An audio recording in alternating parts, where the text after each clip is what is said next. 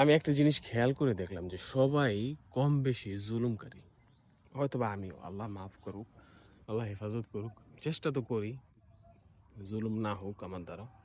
কিন্তু প্রায় কম বেশি সবাই জুলুমকারী। একজনের ঘটনা বলি আমার সামনে।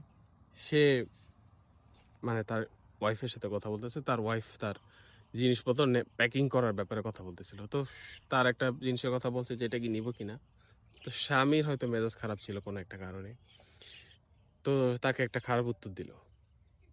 বাজে, কষ্টদায়ক। এখন স্ত্রীর তো এখানে কোনো দোষ নাই। স্ত্রী তো তার ভালোর জন্য তো ভালোভাবে ভালো একটা কথা বলেছে। কিন্তু স্ত্রীকে সে কি জবাব দিল? খারাপ, কষ্টদায়ক। এটা হচ্ছে একটা জুলুম তার প্রতি। মানে যে যেটা প্রাপ্য না তাকে সেইটা দেওয়া, কষ্ট দেওয়া, সেটা হচ্ছে জুলুম, জুলুমের অন্তর্ভুক্ত। আল্লাহ হেফাজত করুক। তাহলে আমাদের জীবনে প্রায় সবাই এরকম যে যে যেটা প্রাপ্য না তাকে সেটা বলি, কাউকে গালি দিয়ে দিই, কাউকে কাউকে কোনো একটা কথা বলে ফেলি।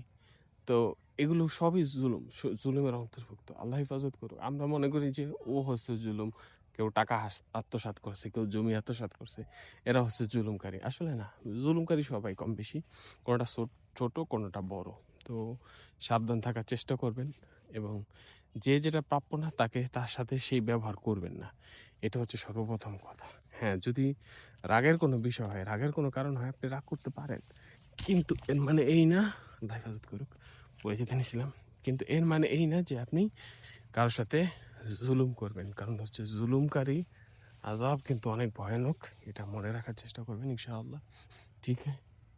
আসর নেমে আসতেছে। আমি চলে যাই এখন এখান থেকে। হাঁটতে আসছিলাম। আলহামদুলিল্লাহ। আল্লাহ হাফিজ। আসসালামু আলাইকুম।